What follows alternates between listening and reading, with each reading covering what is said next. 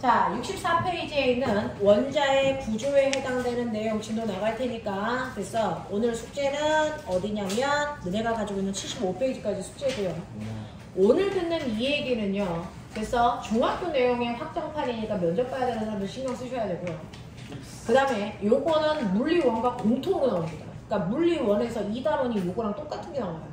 됐어. 그래서 물리하고 화학에서 중복되는 내용이니까 한 번만 공부하시면 두 과목이 동시에 됩니다. 자, 그러면 어떤 내용이냐면 64페이지의 원자의 구조입니다. 자, 보세요. 지구상에 있는 모든 물질들의 원자량, 분자량 각각의 특징을 봤어. 알겠어? 이제 물질의 각각의 특징을 봤단 말이야. 그러면 이제 우리가 해야 되는 2단원은 뭐냐면 그러면 그러한 원자들은 어떤 구조를 가지고 있는데 이렇게 다양한 성질이 있어? 라고 하는 거야. 원자의 성질에 대한 얘기야.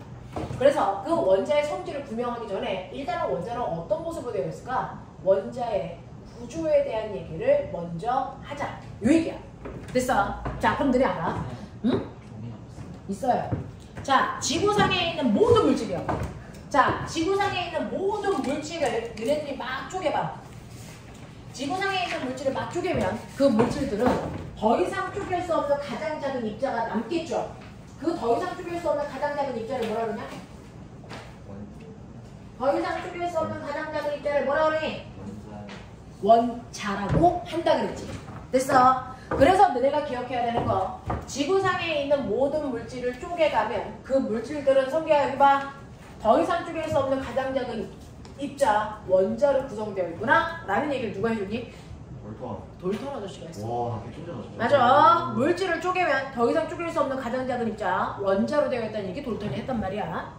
자, 근데 우리 알아. 이 원자에도 뭐가 있냐? 종류. 원자의 종류 몇 종류? 수소도 있고 헬륨도 있고 리튬도 있고 베릴륨도 있고 몇 종류 있을까? 실제로 원자의 종류는 100여 종 있어요. 그래서 정확하게 117개예요. 이렇게 얘기 안 해요. 왜요? 원자 계속 만들어가기 시작했거든요. 그래서 요번에 우리나라에서 만들어 놓은 게 뭐냐면 중성자로만 되어 있는 원자를 만들었어요. 양성자 없는 거. 이런 식으로 새롭게 계속 원자들을 만들어가기 때문에 우리는 원자는 몇 개야? 이게 아니고 그냥 100여 종 있어. 이렇게 표현할게. 됐어? 네. 그럼 보면 원자들의 종류를 뭐라고 하니? 이건 수소야 산소야. 원자들의 종류를 뭐라고 한다? 원소라고 한다. 그래서 원소는 성분이야 또는 같은 말 종류야 이런 뜻이야. 원자의 종류, 원자의 성분을 원소라고 한다. 알겠어? 이 얘기야. 자, 그럼 예를 들어서 보면 H2O라고 쓸게. 예. 이 안에는 원소는 몇 개 있니? 원자는 몇 개 있니? 이렇게 물어볼게. 답이 같을까 다를까? 이거 달라요. 원소는요 종류를 얘기한다 그랬어요. 원자의 종류. 됐어? 그러면 여기 원소가 몇 개 있어요? 그렇죠. 2 종류 있어요. 됐어? 이렇게요. 원소는 언제나 종류를 묻습니다.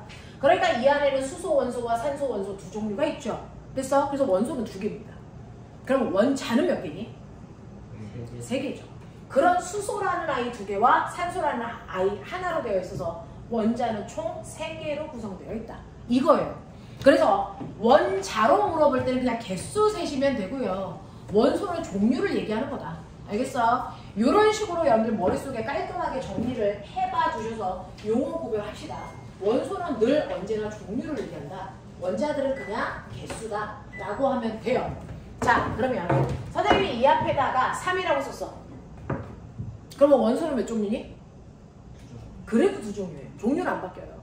그러면 여기에 원자수가 몇 개니? 라고 물어봤는데 그 중에서 수소 원자수는 몇 개 있을까요? 이렇게 물어볼게요. 그러면 수소는 앞에 있는 커다란 숫자에 수소 원소 기호 뒤에 있는 작은 숫자를 곱하면 총 수소의 원자수가 나오는 거죠. 몇 개야? 6개야. 알겠어? 그럼 산소는? 그렇죠. 여기에 1이라는 숫자가 생략되어 있는 거니까 3개예요. 이렇게 가시면 되죠. 그래서 그 안에 들어있는 총 원자수는 9개예요. 이렇게 얘기하시면 돼. 납득하겠지? 되겠어? 자, 이런 식으로 물질을 구성하는 더 이상 쪼갤 수 없는 가장 작은 입자는 원자로 되어 있고 원자의 종류를 원소라고 한다는 거죠. 자, 그러면 이렇게 개수 세는 거, 질량 세는 걸 할 수 있는데 그 안에 구조, 원자의 구조 어떤지 알고 싶어. 됐어? 첫 번째, 우리 친구 돌턴은요. 원자를 더 이상 쪼갤 수 없기 때문에 속이 비어있는 그냥 속이 빈 구의 형태야. 그냥 공이야. 이런 얘기했어. 그래서 속이 비어있는 구의 형태를 띠는 게 원자야 라고 얘기했다고. 자, 그럼 이 얘기 맞아 틀려? 이거 틀리죠. 원자는 더 이상 쪼갤 수 없는 가장 작은 입자가 아니고 너네 이미 중학교 2학년 때 배웠어. 원자 속에는 원자보다 더 작은 입자가 몇 종류 들어있니? 2개. 아니요. 3개. 3종류 들어있어요. 원자라는 거 안에는 그래서 원자보다 더 작은 아이가 3종류 들어있는데 그 중에서 원자의 중심을 우리가 뭐라고 하고요? 원자 핵이라고 하는 거 안에 2종류의 물질이 들어있죠. 뭐 있어요? 플러스의 정기적 성질을 띠고 있는 누구와? 양성자와 정기적 성질을 띠고 있지 않은 아이도 있죠? 얘 뭐예요? 네, 중성자요. 얘네들을 묶어서 원자 핵이라고 했고요. 그리고 바깥쪽에 뭐가 있냐? 전자. 그렇죠. 마이너스의 정기적 성질을 띠고 있는 전자 있어. 이렇게 얘기했단 말이야. 맞죠? 자, 그렇다면 여러분들이 알고 있는 것처럼 돌턴이라는 건 맨 처음에 이 안에 있는 얘네들 몰랐다가 결론이야. 그랬다가 이 안에 있는 입자를 찾아냈다는 거지. 성기야, 졸면 안 돼. 성기야, 은석이 옆으로 와. 빨리. 은석이 옆으로 와. 빨리 대피해야지. 얘 졸면 온석 너 쳐맞는다. 알겠어? 거기 치워줘. 성기 안 깨. 난 때려야지. 자면 때려. 근데 졸려오면 자기도 어쩔 수 없게 막 잠이 오니까 옆에 있는 사람이 그래서 깨워주시면 되죠. 제가 깨울게요. 그렇죠. 자, 그래서 이렇게 너네요 고등학교 올라가면 시험 하나 못 볼 때마다 여러분들 인생의 레벨이 떨어지죠. 네. 네, 그러니까 정신 차려 합시다. 미래. 공부 열심히 해서 주연아 박보검 같은 남자랑 결혼하고 싶으면 지금부터 최선을 다해. 박보검은 아무랑 결혼해주지 않아. 알겠어? 적어도 레벨5가 서울대, 연대, 고대 이상을 해야 돼. 이상요? 그 정도를 해줘야 박보검 몸값을 우리가 벌 수 있어. 최소 스카이. 자, 그럼 볼게요. 너네 공부 열심히 해야 선생님 같은 여자랑 결혼할 수 있다, 성기야. 야, 그냥 자라. 야, 그냥 자라. 선택사항이 아니라고. 그냥 하시라고.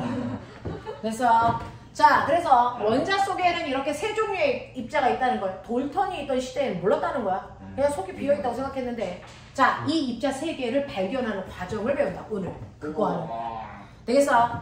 자, 그러면 이 입자 3종류 중에 가장 먼저 발견된 게 누굴 것 같아? 전자. 바로 전자가 먼저 발견됐어요. 됐어? 가장 먼저 이 안에 전자라는 게 먼저 발견이 됐는데 이 전자를 발견한 과학자가 누구냐면 두 번째 톰슨이라고 하는 과학자가 발견하게 된 거예요. 됐어? 그래서 톰슨이라는 사람은 도대체 어떤 실험을 한 거냐면 아인슈타인이 얘기한 광전 효과 실험을 얘가 한 거야. 사실은 얘가 더 먼저. 이렇게 금속은요. 자, 잘 들어봐. 금속 속에는요. 반드시 빠르게 움직이면서 여기 갔다 저기 갔다 자유롭게 움직일 수 있는 뭐가 많니? 자유전자를 많이 가지고 있는 게 금속이다. 됐어? 자유롭게 움직일 수 있는 자유전자를 많이 가지고 있는 아이가 금속이에요. 그러니까 나는 그 자유롭게 움직이는 전자들을 많이 가지고 있는 금속을 이용해서 톰슨이요. 그래서 여기다가 자극을 줘서 전자가 있다는 걸 확인할 건데 어떻게 하냐면 왜 여기서 얘 못 빠져나와? 왜 못 빠져나와? 나오면 되잖아. 못 빠져나오는 이유. 왜냐면 저기 나가면 없어요. 물리 시간에 배웠죠. 원자 핵에 있는 플러스와 마이너스 사이에 서로를 잡아당기는 정전기죠. 인력이 생기죠. 됐어. 그러니까 플러스 입자가 마이너스를 잡아당기는 힘이 10이다. 됐어. 이 힘 때문에 못 나가. 그럼 어떻게 해야 돼? 적어도 이 힘보다 더 센 에너지를 먹고 이걸 끊고 튕겨나가야지. 됐어. 그러라고 엄청나게 큰 에너지를 가지고 있는 누굴 쏘는 거야? 빛을 쏘는 거야. 됐어. 그래서 전자는 빛에 있는 에너지를 먹고요. 됐어. 이 결합력을 끊고 아이가 빛 먹고 탈출합니다. 됐어. 빛 먹고 탈출하는 전자를 우리가 광전자라고 하는데 그걸 얘가 발견하게 된 거야. 뭔가 튀어나오는 것 같아. 저거 뭐지? 이거 한 거야. 그래서 실험을 하는데요. 어떻게 하냐면 잘 봐. 전자 보이지? 아니요. 안 보이죠. 이거 전자가 보이면 됐어. 귀신이 보여요와 같은 말이야. 병원 가 계셨어야 돼. 알겠어? 전자 눈에 보이지 않을 정도로 엄청나게 작습니다. 그러면 톰슨은 그걸 봤다고? 아니요. 보지는 못했는데 얘가 주변에 이렇게 형광물질을 발라놓고 빛을 쏘니까 형광물질에 뭐가 자꾸 와서 부딪혀서 반짝반짝 빛나. 그러니까 이 빛 때문에 이 안에서 뭐가 나오는 건데 그게 뭔지를 찾아보려고 그래서 실험을 한 결과 전자를 발견하게 됐다는 건데 이때 왜? 성기, 네? 너 웃기게 생겼어. 그래서 그래. 그래서 이 전자를 발견하는 실험을 뭐라 그러냐면 이거 타이틀 있어. 그래서 전자를 발견하는 실험을 뭐라고 하냐면 이거를 음극선 실험이라고 해. 됐어? 네, 여기서 마이너스의 성격을 띠는 어떤 됐어? 광선이 튀어나오는가 봐 라고 얘기했기 때문에 음극선이라고 합니다. 음극선 실험을 해서 전자를 발견하게 되는데요. 일단은 여기서 뭔가가 튕겨나갈 때 그냥 퍼지지 않게 막으로 둘러싸요. 근데 전자는 눈에 보이지 않으니까 안에다 형광물질을 바릅니다. 그래서 이 안에 뭔가가 와서 부딪히면 그 부분의 형광물질이 반짝반짝하게끔 하는 거야. 알겠어? 그러려고 하는 겁니다. 그래서 엄청나게 빛을 쏩니다. 그럼 빛 먹은 전자가 튕겨나가 이 안으로 퍼집니다. 자, 그랬을 때 한쪽은 플러스 한쪽은 마이너스를 걸자. 그럼 이 안에서 뭔가 튀겨나왔는데 100%가 어디로? 플러스 쪽으로만 휘어서 이쪽에만 가서 부딪혀요. 그래서 여기서만 빵빵빵빵 불이 나오고 여기서는 빛이 나오지 않습니다. 그렇다면 네가 내릴 수 있는 결론은 뭐야? 여기서 튀어나온 아이는 마이너스의 정기적 성질이 있기 때문에 플러스 쪽으로 끌려갔다. 이거죠. 되겠어? 그래서 이 실험을 통해서 내린 첫 번째 결론은 여기서 나온 물질은 무조건 마이너스 전기를 멋진 말로 전하라고 해요. 마이너스 전하를 띠고 있는 아이가 튕겨나온 거야 라는 걸 알게 된 거야. 됐어? 그 다음에 두 번째는 어떤 실험을 하냐면 여기서 마이너스의 전기를 띈 아이가 튀어나오는데 그 앞에 바람개비를 이렇게 놔요. 그러면 요번에 중3 때 배웠어요. 자, 바람개비가 나오면 만약에 질량을 가지고 있는 물질이라면 얘가 튀어나오면서 질량과 속력만큼 뭘 갖게 되니? 운동 에너지. 맞아. 운동 에너지를 갖고 튀어나오는데 에너지의 정의가 뭐야? 일할 수 있는 양. 맞죠? 그러니까 에너지를 가지고 튀어나오는 아이가 바람개비랑 부딪히면 바람개비 날개를 돌리는 일을 할 거야. 근데 만약에 질량이 없는 아이였다면 됐어? 질량이 없는 아이면 걔는 튕겨나왔는데 운동에너지 있니 없니? 없죠. 질량이 0이죠. 그럼 바람개비 날개 돌릴 수 있니 없니? 없죠. 실험해보죠. 네가 바람개비 하나를 만들어가지고요. 됐어? 다른 것들 다 통제시키고 여기 형광등만 1000개 켜. 그럼 이 형광등에서 나오는 빛은 질량이 있니 없니? 질량이 있니 없니? 없죠. 그러면 형광등을 1000개를 틀어도 이 바람개비 날개가 돌까 안 돌까? 절대 안 돌아요. 왜? 빛은 질량이 없는 현상이기 때문에 온도에너지를 가질 수가 없어요. 납득합니까? 근데 아무리 작은 질량을 가지고 있더라도 질량이 있는 입자라면 걔가 튕겨 나오는 만큼 운동에너지가 있어서 그래서 그 에너지 때문에 날개가 돌 거라는 겁니다. 그 실험을 한 거야. 결론은 어떻게 됐을까? 돌아요. 됐어? 그러니까 이때 튀어나온 마이너스 전기를 띠고 있는 아이는 질량을 가지고 있네. 그러니까 그 아이는 질량을 가지고 있는 우리는 그거를 입자라고 부릅니다. 입자성을 띠고 있는 아이구나. 이렇게 표현한 거야. 되겠어? 자, 그 다음에 세 번째는 뭐냐면 세 번째는요. 여기에 그래서 특이한 모양을 하고 있는 방해물 하나를 이렇게 놓을게요.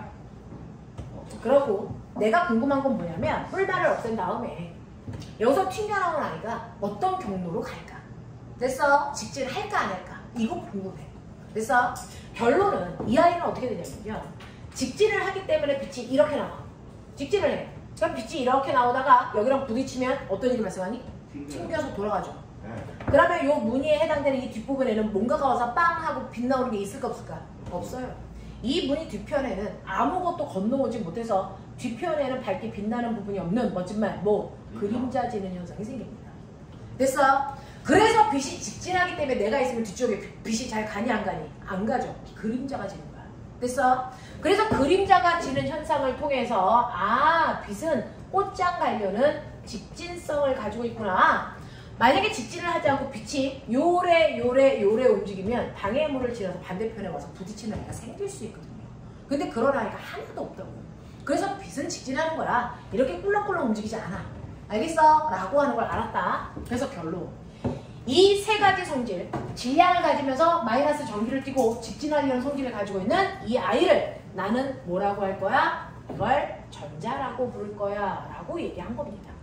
됐어? 그래서 전자를 처음으로 확인하고 이름 붙여준 사람이 바로 톰슨이라는 과학자다. 얘가 한 실험을 우리 뭐라 한다? 음극선 실험이라고 한다. 납득해요? 납득합니까? 오케이. 자, 근데 문제가 발생했어. 원자는 정기적으로 무슨 극을 띠고 있어야 돼? 중성이죠. 원자는요, 플러스도 마이너스도 아닌 정기적으로 중성이어야 되는데 얘가 발견을 했는데 원자 속에는 마이너스 전기를 띠는 아이가 있어. 그러면 이제 문제가 생기지. 어떤 문제? 전자만 있다면 모든 원자는 다 무슨 극이었어? 마이너스 극을 띠고 있었어야 돼. 됐죠? 마이너스의 극을 띠고 있었어야 되는데 마이너스 극을 띠고 있지 않고 뭐라고? 중성이라고. 되겠어? 자, 그렇다는 얘기는 꼬맹아, 전자가 없다는 얘기야? 저 무슨데? 뭐야? 쌤 그러면 이빨 다 뽑아버리면 그냥 입에 물고 있으면 되잖아. 규정에서 그럼 이빨 뽑아요 하나씩. 이거 껌 교정하고 껌을 씹는 방법을 나중에 터득해. 그래서 선생님은 교정하고 나중에는 껌을 씹게 됐어. 이게 뭐죠? 오, 되게 악마같이 생겼는데. 입에 물고 있어. 씹지는 말고. 그럼 죽어 그냥. 사실 이미 없는데. 저 이거 좀 버리고 올게요.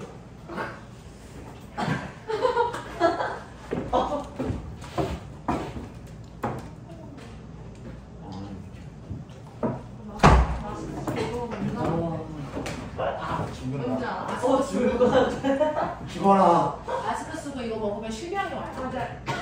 드디어 경제가 모델체한 거. 이상한 향이 나요. 물파스 냄새가 나죠. 볼게요. 멋지죠? 이거 찍으면 절대 잠이 오지 않아요. 근데 눈을 못 뜨겠어요. 그래서 가끔 하나씩 찍으면 괜찮아요. 여기서 야, 3표. 야 3표. 저번에 기아 84가 이거 5개인가 집어넣고 죽는 모습을 봤어. 틀려. 근데 그때를 딱 지나면 괜찮아져요. 그럼 저도 하나 먹어요. 저요? 버리고 싶어요. 괜찮죠. 아니 어제 그 드라마를 정주행했더니 네. 진짜 그냥 아니 네. 한 대 때리면 잠기지 않을까요? 자, 보세요. 이런 식으로요. 전자를 발견해서 전자를 그려놓고 보면 모든 원자는 뭘 띠고 있어야 된다? 마이너스 전기를 띠고 있어야 되는데 원자는 정기적으로 중성이거든요. 그러면 마이너스 전기를 띠는 입자가 있음에도 불구하고 중성을 만들 수 있는 방법은 뭐니? 마이너스 입자와 똑같은 세기만큼의 뭐가 있으면 되겠니? 플러스 입자가 이렇게 들어있어 중성이 나타난다고 톰슨은 생각했어. 그래서 톰슨은요, 원자라는 거 안에는 플러스와 마이너스가 마치 건포도 박히듯이 박혀있다라고 생각했어요. 그래서 이걸 우리는 푸딩 모형이라고 한다.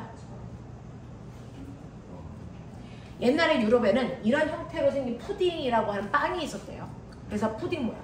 그래서 푸딩 모형을 제시한 사람이 톰슨. 알겠니? 자, 그리고 나서 그 다음에 등장한 세 번째 사람이 누구냐면 세 번째 과학자가 러더퍼드라는 과학자인데, 러더퍼드는요, 톰슨은 전자를 발견했는데 플러스의 정기적 성질을 띠고 있는 입자는 있어야 되는데 얘는 발견을 못했잖아. 그러면 정말 이거 있는 거 맞아? 그럼 저거 내가 찾아야지. 이렇게 한 사람이야. 근데 생각을 해봐. 만약에 빈 먹고 전자는 탈출할 수 있었어. 그러면 왜 플러스 띠는 얘는 탈출을 못해? 거기서부터 시작한 거야. 얘는 탈출할 수 없을 만큼 엄청나게 무겁구나. 그리고 얘는 탈출할 수 없을 정도로 원자의 중심에 깊게 들어가 있는 플러스의 전기를 띠는 아이가 있구나. 그리고 바깥쪽에 마이너스가 이렇게 박혀있기 때문에 빛을 먹고 밖에 있던 전자만 빛 먹고 탈출한 거구나. 얘는 탈출할 수 없었겠구나 라고 생각하고 자기가 생각한 게 맞는지를 확인하는 실험을 한 겁니다. 됐죠? 그래서 톰슨처럼 플러스 전기를 띤 아이가 흩어져 있는 게 아니고 중심에 모여있다고 생각했어요. 그래서 이 모여있는 이 플러스 전기를 띠고 있는 아이를 중학교 2학년 때 배운 거죠. 이걸 뭐라 한다고요? 원자 핵이요. 됐어. 그래서 원자의 중심에 원자 핵이라는 게 존재한다라는 원자 핵 발견 실험을 하는 겁니다. 자, 근데 이 실험에도 이름이 있어요. 전자 발견 실험을 음극선 실험으로 부르는 것처럼 원자 핵 발견하는 실험을 이 사람은 뭐라고 얘기했냐면 이거를 알파 입자 산란 실험이라고 얘기한다. 알파 입자 산란 실험이라고 얘기합니다. 되겠어? 자, 그러면 알파 입자 산란 실험이라는 걸 할 때요. 어떻게 합니까? 라고 하면 톰슨은요. 금속 덩어리에다가 비쌌어요. 근데 러더퍼드는요. 원자핵이 있나 없나 확인하기 위해서는 금속 덩어리가 아니고 금속을 최대한 한 겹으로 펴. 그래서 금속을 최대한 얇게 펴놓은 걸 우리는 뭐라 그러냐면 그거를 금속 박이다 이래요. 박. 그래서 은박지 할 때처럼 박자. 알겠어? 얇다는 뜻이거든요. 그래서 금속박을 만들어 놓으면 이 안에 원자들이 겹치지 않게 한 겹으로 얇게 펴진 상태야. 그러면 원자들이 겹치지 않는 한 겹으로 얇게 펼쳐진 상태면 그 안에 있는 원자핵도 겹치지 않게 펼쳐집니다. 이런 식으로. 그래서 이럴 거라고 상상을 한 거야.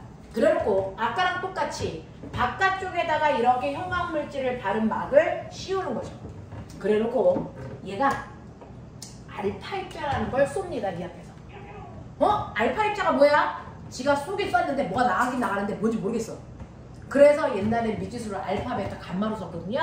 그래서 알파 입자라고 했는데 이제 우리는 알죠. 러더퍼드가 쏜 그 아이의 정체가 바로 얘입니다. 누굴까요? 헬륨, 양이온. 그래서 헬륨 양이온을 레이저 총처럼 만들어서 그 앞에서 드르륵 쏘는 거야. 뭐? 주무있어? 자, 그래서 이 앞에서요. 헬륨 양이온으로 만든 레이저 총을 위에서부터 아래까지 100발을 연속해서 쐈다 생각하면 돼요. 드르륵 이렇게 훑는 거예요. 자, 그랬더니 100발 중에서 90발은 어떤 방해도 받지 않고 저 금속박을 그냥 관통합니다. 어떤 방해도 받지 않고요. 금속박을 그냥 관통해서 반대쪽에 90발의 흔적들이 남습니다. 그래서 우리는 이 A 위치에 와서 부딪히는 걸 통해서 우리의 러더퍼드는 뭐라고 해석했을까? 실험을 하면 그 실험에 대한 해석이 창의력이 있거든요. 자, 러더퍼드는 A에 와서 90발이 박히는 걸 통해서 와, 누구도 방해를 안 했어? 그럼 이 안에 원자 없어? 있지. 거의 다 떴다. 그렇다면 얘가 지나가는 걸 원자 속에 있는 누구도 방해할 수 없구나. 그거 무슨 말이야? 원자는 거의 다 떴다. 네, 대부분 뭡니까? 빈 공간으로 되어 있어. 속이 비어 있어. 이 뜻이야. 그럼 내가 찾으려는 원자핵은 없는 거야? 아니, 걔네 있을 건데 그 원자핵의 크기는 더럽게 코딱지만큼 뭐 할 거다? 작을 거란 얘기야. 알겠어? 원자는 대단히 큰데요. 그 안에 속이 대부분 비어있고요. 아주 조그만 원자핵이 들어있다는 거야. 그래서 원자핵의 크기는 엄청나게 작다 이렇게 생각하면 돼요. 그래서 실제로 보여드려요. 지구를 하나의 원자라고 생각하면 지구에 떨어져 있는 500원짜리 동전이 원자핵의 크기야. 실제로. 그러면 원자와 원자핵의 크기 차이 아시겠죠? 요 차이예요. 그렇죠? 그래서 원자는 대부분이 속이 비어있는 형태로 되어 있다? 맞는 표현. 그건 내가 찾고자 하는 원자의 크기는 엄청나게 작다라는 표현. 알겠습니까? 이렇게 된 거야. 자, 그리고 나서 두 번째로는요. 얘가 앞에서 쏘는데 아무리 작아도 존재한다면 누군가는 가서 부딪히라니까 존재하는 거야. 되겠어? 그래서 저기서요. 선생님이 막 뛰어와서 칠판이랑 부딪혔다고 치자. 누가 튕겨나가니? 칠판이요. 선생님이 튕겨나가죠? 자, 부딪혔을 때 선생님이 튕겨나가는 이유가 뭘까? 선생님이 칠판에 비해서 엄청나게 뭐하니까? 네. 한 번만 졸아라. 고추 따서 여기 그래서 심어서 안 되는데. 그쵸? 자, 그래서 이런 식으로 와서 부딪히면 가벼운 애가 튕겨나가거든요. 됐어? 근데 튕겨나간 게 알파 입자예요. 알파 입자가 부딪히자마자 됐어? 얘가 밖으로 이렇게 튕겨나갔어요. 그래서 이렇게 직진하지 않고 다른 경로로 가는 걸 우린 뭐라 그러냐면 그거를 산란했어요 라고 합니다. 그래서 첫 번째 산란한 위치인 B에 와서 부딪히는 걸 통해서 실제로 내가 쏜 알파 입자라는 헬륨 양이온보다 원자 핵은 되게 무거운 게 맞구나. 됐습니까? 그래서 원자 핵의 질량이 어마어마하게 크다라는 걸 확인할 수 있었다. 알겠습니까? 네. 그 다음에 세 번째. 실제로요. 와서 부딪히진 않았는데 정말 깻잎 한 장 차이로 스쳐. 깻잎 한 장 차이로 싹 스쳐. 근데 이 스칠 때는요. 부딪힌 건 아니니까 직진해야 되는데 직진하지 않고 바깥쪽으로 훅 하고 밀립니다. 바깥쪽으로 훅 하고 밀립니다. 그럼 또 다른 직진하지 않은 다른 위치, 두 번째 산란 위치에 와서 부딪히죠. 그래서 산란했다는 얘기는 직진하지 않았다는 얘기거든요. 자, 그래서 두 번째 산란 위치에 와서 부딪힙니다. 이걸 통해서 해석할 수 있는 거 또 해봐. 뭘 것 같아요? 원자가 있어요. 헬륨 양이온은요. 안녕. 헬륨 양이온은 이렇게 플러스 전기를 띠고 있는데 그래서 얘가 밖으로 밀렸다면 원자 핵이 뭘 띠고 있다? 뭘 띠고 있다? 똑같이 플러스 전기를 띠고 있다. 그래서 똑같이 플러스 전기를 띠고 있으니까 플러스와 플러스 사이의 청력 때문에 밖으로 밀렸네. 그 뜻이에요. 와. 되겠죠? 그래서 내가 발견하고자 하는 원자 핵이라는 게 실제로 정말 플러스 전하를 가지고 있다는 걸 알아낸 사람이 바로 러더포드입니다. 이런 생각을 어떻게 이해돼? 네. 미니야 지금 영상 찍고 있어. 그거 앞 좀 봐. 되겠죠?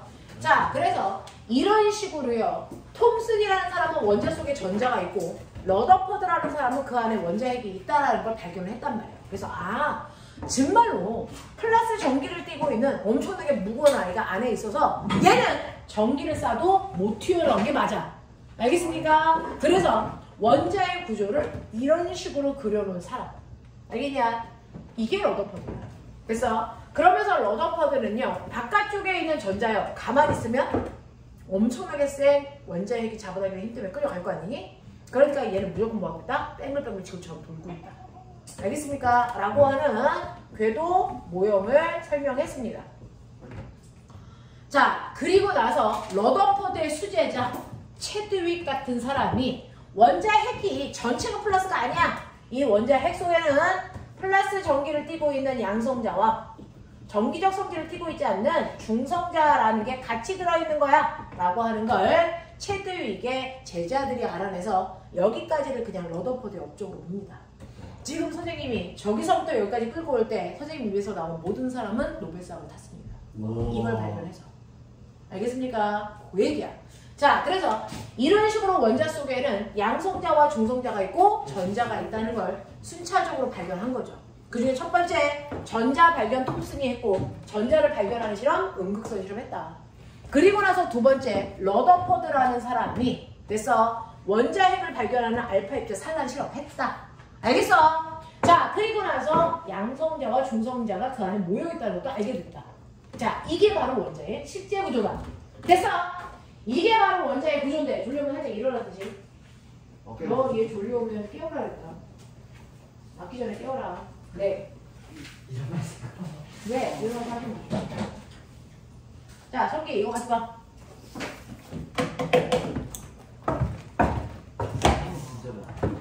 자, 그래서 이런 식으로 원자 속에는요, 여러분들이 보시는 것처럼 양성자와 중성자가 있고 그리고 바깥쪽에 전자가 있는 원자핵으로 구성되어 있어. 이게 결론이야. 되겠니? 이게 결론이야. 그래서 원자 속에는 플러스 전기를 띠고 있는 양성자도 있고 그리고 중성자도 있고 그리고 전자도 있는데 너네 알죠? 얘 원자 번호 몇 번이? Na. 나트륨이죠. 나트륨 원자 번호 몇 번이니? 11번이죠. 그러면 얘는 양성자 몇 개 있다는 얘기니? 몇 개? 원자 번호 몇 개 있다는 거야? 아니 양성자 몇 개 있다는 거야? 11개. 원자 번호 그 자체가 원자 핵 속에 들어있는 양성자의 개수를 표현한 거예요. 되겠습니까? 그러니까 나트륨이라는 아이는 원자 핵 속에 무려 플러스 전기를 띠고 있는 양성자가 11개 있네? 그 얘기야. 근데 이 아이는 원자네라고 얘기했어. 보면 원자라는 단어는요 그냥 작기만 하면 원자라고 하는 게 아니고요. 조건이죠. 원자는 반드시 정기적으로 무슨 상태? 중성. 정기적으로 중성이어야 되는데 양성자 11개 있대요. 그럼 전자 몇 개 있어야 되니? 몇 개 있어야지? 11개 있어야죠. 그래야 정기적으로 중성이라서 뭐라고 부를 수 있다? 원자라고 부를 수 있다라는 거야. 그래서 이제 고등학교 때 시험 문제 한 칸 한 칸에 있는 글자들 정확하게 읽어야 되는데 X라는 원자 이렇게 나옵니다. X라는 원자라고 나오면 아, 이 새끼 양성자와 중성자의 개수 무조건 같아야 돼. 양성자와 전자의 개수 무조건 같아야 돼. 이렇게 해석해야 돼. 알겠습니까? 네. 그래서 원자라는 단어는 중성일 때만 쓸 수 있다. 그러니까 나트륨은 양성자가 11개인 나트륨 원자는 전자 또한 11개 있다.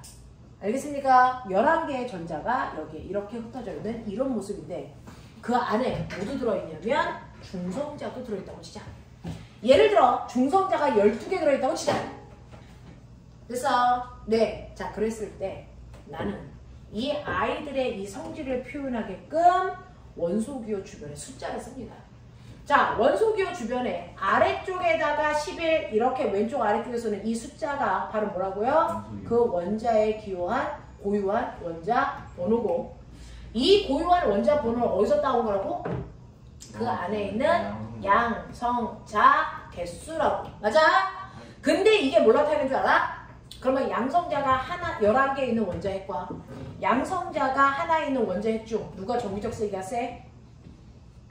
얘가 더 세겠죠. 몇 배 세? 11배 세겠죠. 네, 그래서 이 원자번호 그 자체가 양성자 개수면서 이게 바로 핵이 띄고 있는 정기적 세기를 얘기한다. 핵전하량. 알겠습니까? 네, 이게 핵전하량을 얘기합니다. 그래서 핵은 얘는 플러스 11의 핵전하량을 가지고 있어요. 이렇게 표현하는 거야. 되겠지? 자, 그러면 얘는 이 상태인데 원자라면 양성자의 개수와 똑같은 개수만큼의 전자만 있으면 돼. 그럼 거기에서 깔려있는 뉘앙스. 양성자 하나가 띄는 정기적 세기와 전자 하나가 띄는 정기적 세기는 반드시 뭐하다? 같다. 그러니까 개수만 똑같으면 중성이다. 알겠습니까? 요 얘기고요. 그 다음에 이 원자 핵 속에는요. 반드시 중성자가 들어있어요. 자, 12개 들어있어요. 근데 어떤 문제가 있냐면요.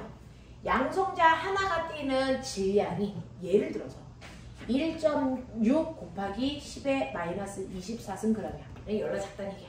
열라 작아.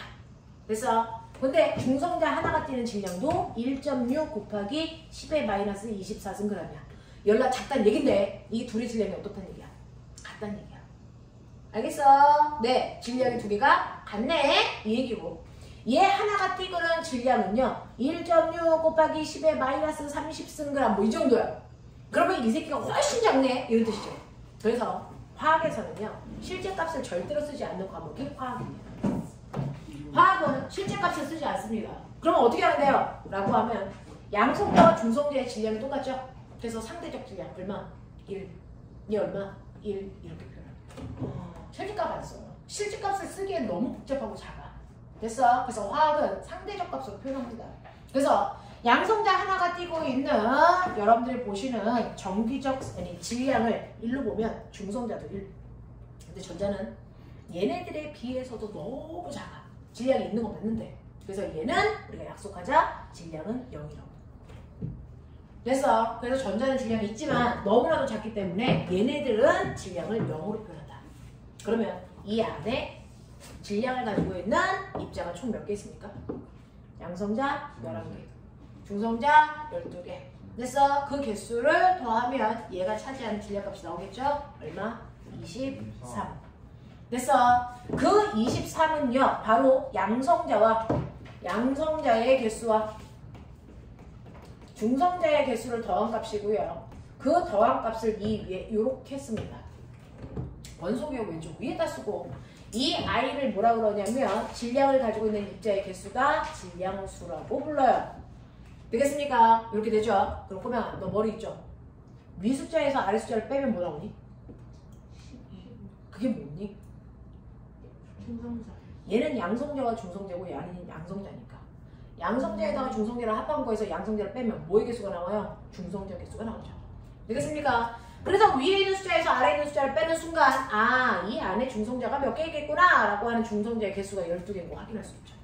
알겠습니까? 이렇게 됩니다. 자, 그러면 이러한 원자들로 되어 있는데 원자들을 보면 이제 구조를 알았어요. 구조는 알았어요.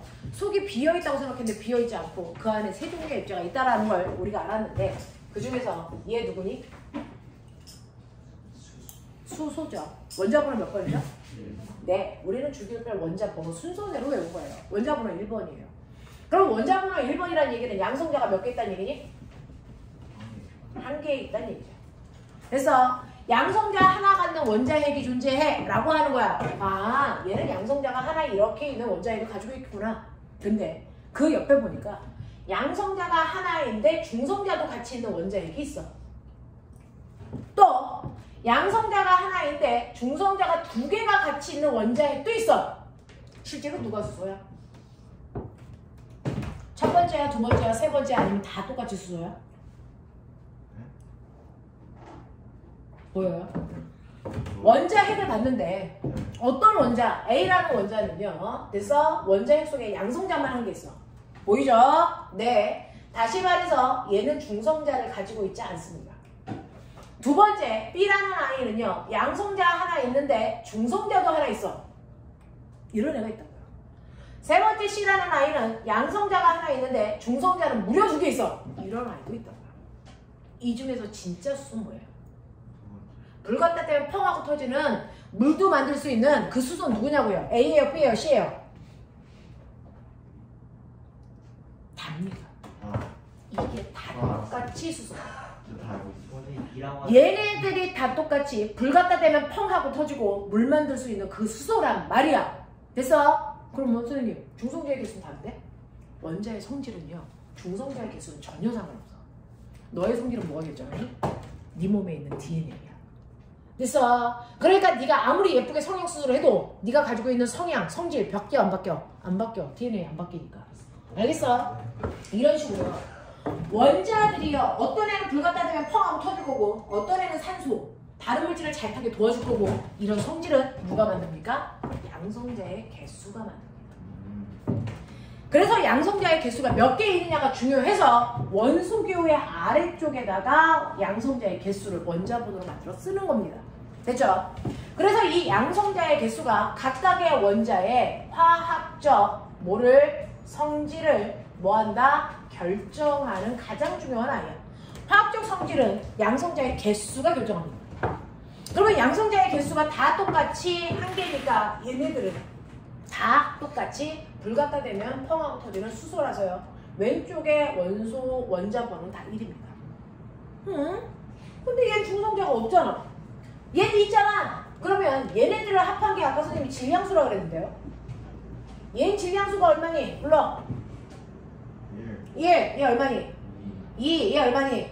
3. 이거죠.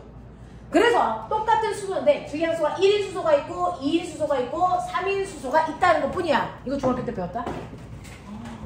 그럼 선생님 성질은 똑같이 수소인데 중성자의 개수가 달라서 몸무게가 달라요. 그래서 똑같이 수소인데 날씬한 미니, 보통 미니, 되게 뚱뚱한 미니 이런 애도 있어요. 그래서 네, 몸무게가 늘어난다고 미니가 아니야? 몸무게가 줄어든다고 미니가 아니야? 다 미니죠. 그래서 몸무게만 다른 거죠. 그래서 중성자의 개수는 그 원자의 성질을 변화시키는 건 아니고 단지 몸무게, 무거워, 가벼워 라고 하는 물리적 성질만 다르죠. 됐어? 물리적 성질만 달라요. 자, 그러면 이렇게 같은 원소지만 질량이 다른 애들을 우린 뭐라 그런다? 요 관계를 뭐라고 했어요? 그렇죠. 와. 저 새끼는 왜 하는 거야? 이 관계를 우린 뭐라 그런다? 동위 원소라고 부른다. 됐어? 그래서 이렇게 모든 원소들은 사실은 동위 원소를 다 갖습니다. 그 중에서 우리가 얘기하는 보편적 수소는요. 어떤 형태로 있어요? 얘입니다. 이게 전체 수소예요. 여기 봐. 얘가 전체 수소의 몇 퍼센트를 차지하냐면 90%를 차지하고요. 얘가 여기 봐라 민재야. 민재 여기 봐. 얘가 90%를 차지하고 얘가 몇 퍼센트? 5%를 차지합니다. 그래서 우리가 수소라고 하는 건 그 중에서 양이 제일 많은 이 아이를 우리가 수소라고 불렀던 겁니다. 그래서 여러분들이 앞으로 문제를 풀 때 수소라고 하면 이 구조를 생각하시면 돼요. 양성자만 있는 아이. 이게 수소야. 그럼 얘는 수소라고 안 해? 안 해. 구분을 해. 그럼 얘는 뭐라 그래요? 일반적인 수소에 비해서 무거운 수소죠. 무거울. 그렇죠. 그래서 얘는 중수소라고 불러요. 알겠어? 자, 얘는 뭐라고 하냐면 일반적인 수소에 비해서 몇 배 무거워졌어? 3배 무거워졌어. 그래서 뭐라고 하는 줄 알아? 산, 중, 수, 소 이렇게 불러. 하겠어? 이런 식으로요. 모든 원소는 동위 원소를 갖습니다. 또 하나 얘 있죠? 얘 누구니? 헬륨이죠. 헬륨은 원자번호 몇 번이니? 2번이죠. 그러니 양성자가 몇 개 있어요? 정상이니? 2개 있어야죠. 됐어. 이렇게 양성자가 2개 있는 원자핵을 가지고 있다고요. 그래서 얘는 양성자가 2개가 이렇게 되어 있고요. 얘도 이렇게 되어 있어요. 근데 이 안에 중성자가 들어있습니다. 첫 번째 얘는요. 중성자가 하나 들어있어요. 요렇게. 요런 원자핵의 구조를 가지고 있어요. 근데 얘는 중성자가 이렇게 2개 들어있는 원자핵을 가지고 있습니다. 알겠어? 그래도 양성자의 개수는 똑같으니까 화학적 성분이 똑같겠죠? 헬륨이에요. 근데 중성자가 얘는 하나 있어서 질량수 얼마니? 불러. 이거 질량수 얼마야? 3이죠. 그래서 3인 헬륨이야. 얘 질량수 얼마니? 4야. 그래서 4인 헬륨이야. 납득하니? 이렇게 간다. 이렇게 간다.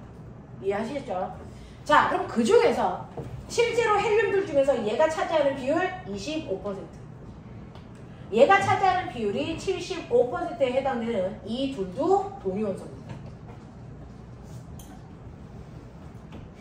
됐어? 자, 그러면 우리가 일반적으로 헬륨 그럼 누구 생각해야 돼? 양이 많은 애가 대표니까 얘를 일반적 헬륨이라고 불러요. 그래서 우리가 헬륨 그러면 양성자 2개, 중성자 2개라니까 일반적 헬륨이고 그래서 질량수가 4이니까 대표인데 얘하고 얘를 구분하기 위해서 얘는 헬륨 4, 얘는 헬륨 3이라고 부를 때도 있어. 알겠습니까? 이런 얘기야. 이런 얘기야. 그래서 일반적으로 헬륨이라고 부르지만 헬륨 4라고 부르고 헬륨 3이라고 부를 때도 있다. 근데 나 궁금한데요. 왜 존재 비율이 달라요? 이거 두 종류니까 50, 50이어야 정상 아니야? 왜 25, 75 얘가 엄청나게 많아? 이건 이 구조가 탁월하게 원자들이 훨씬 더 안정적이다라고 느끼기 때문이야.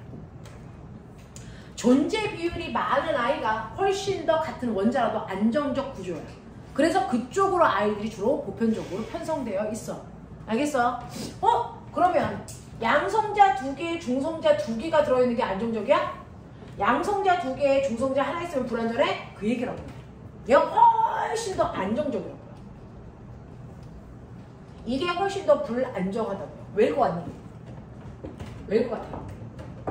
충분히 유추하면 생각할 수 있는데요. 이유가 뭐냐면 원자핵이라고 하는 그 좁은 방 안에 그래서 양성자가 들어가야 되는데 양성자와 양성자 사이에는 서로 친하니? 아니면 안 친하니? 안 친하죠. 플러스와 플러스 사이에는 서로 밀어내면 뭐가 작용하니? 청력. 청력이 작용하는데 그 조그만 공간 안에 양성자를 무려 됐어. 나트륨은 11개 그 다음에 다른 애들은 막 100개 이런 거 집어넣어야 돼. 그럼 청력이 열나 세지죠. 불안전하단 말이야.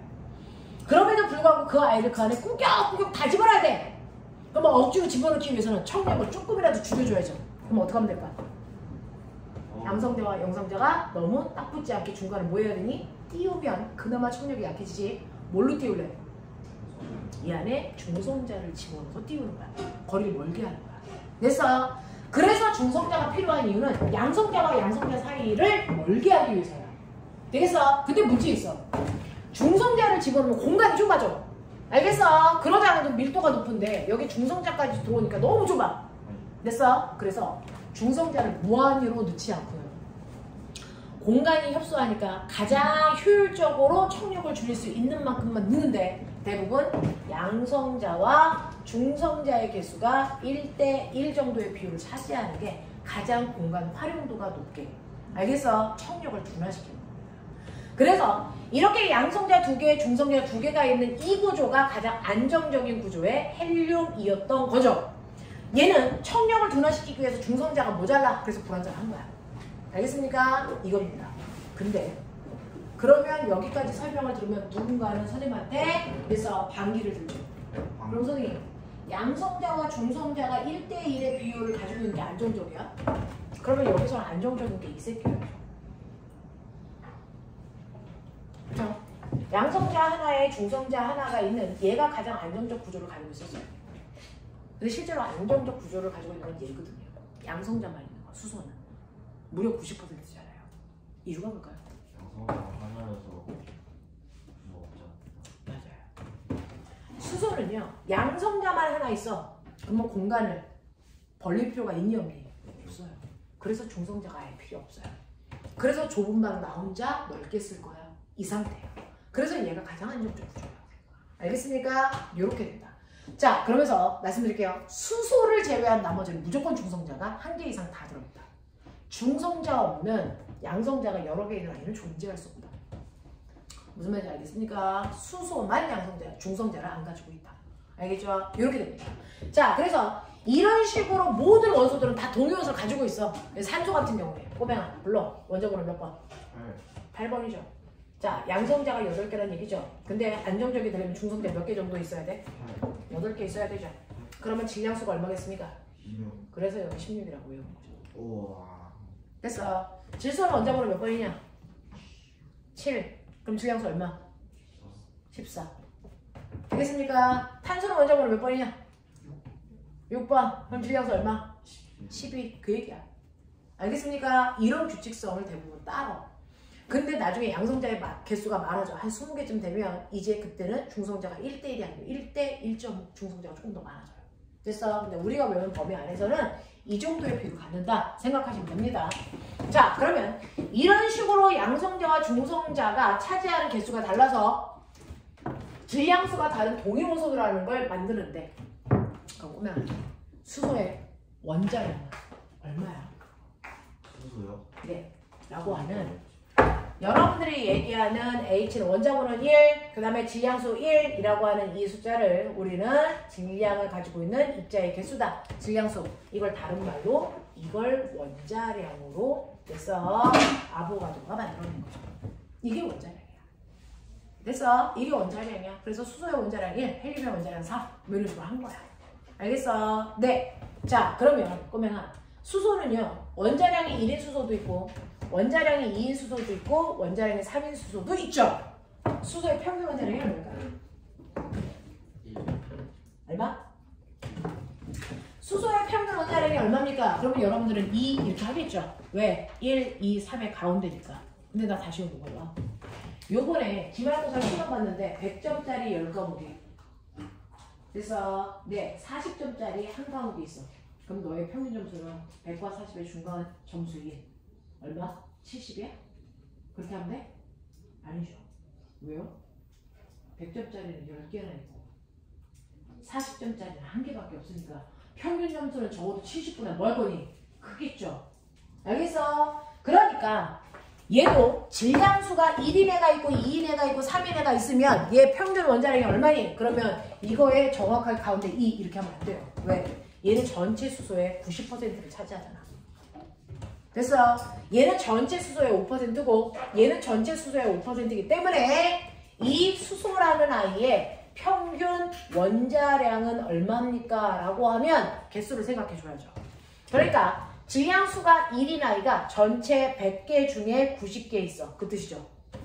됐죠? 그 다음에 질량수가 2인 아이가 전체 100개 중에 5개, 질량수가 3인 아이가 전체 100개 중에 5개 있어요. 됐어? 이렇게 개수까지도 집어넣어야죠. 그래서 이거 계산하시면 얼마 나오는지 알아요? 1.15 나와요. 평균 원자량. 와, 난 2인 줄 알았더니 1.15네? 네, 그만큼 얘가 차지하는 비중이 커서 이쪽으로 끌려간 거죠. 알겠습니까? 요렇게 구하는 거야. 헬륨 같은 경우에 여기 헬륨하고 잠깐 끌어드릴게요. 헬륨도 질량수가 4인 헬륨이 75%고요. 질량수가 3인 헬륨이 25%라고 했죠? 그럼 이 평균 원자량 얼마니? 계산. 해봐. 네? 평균 원자량. 뭐라고 쓰는지 안 보여요. 앞으로 와. 2, 4, 75. 2, 3, 25. 얼마일까? 2, 4, 75. 2, 3, 25. 그렇게 학원을 몇 시간씩 갔다가 왔는데 이 정도는 해줘야지. 야, 민이가 계산할 때까지 아무도 얘기하지 마. 민이 지금 오늘 하루 종일 반나절 수학했어. 이 정도는 우리 민이 오늘은 감사해도 되겠다. 하도 수학 많이 해서. 얼마 나와? 얘들아 얼마 나와? 3.75 나와요. 됐어. 4 곱하기 75%니까 됐어. 4분의 3 더하기 3 곱하기 25%니까 4분의 1 이거 계산하시면 되겠죠. 되겠어. 이렇게 한다. 이렇게 해서 평균 문자량을 계산하시면 돼요. 무슨 말인지 알겠어? 네, 10분만 끊었다가 그 다음에 얘기를 잠깐만 할게요.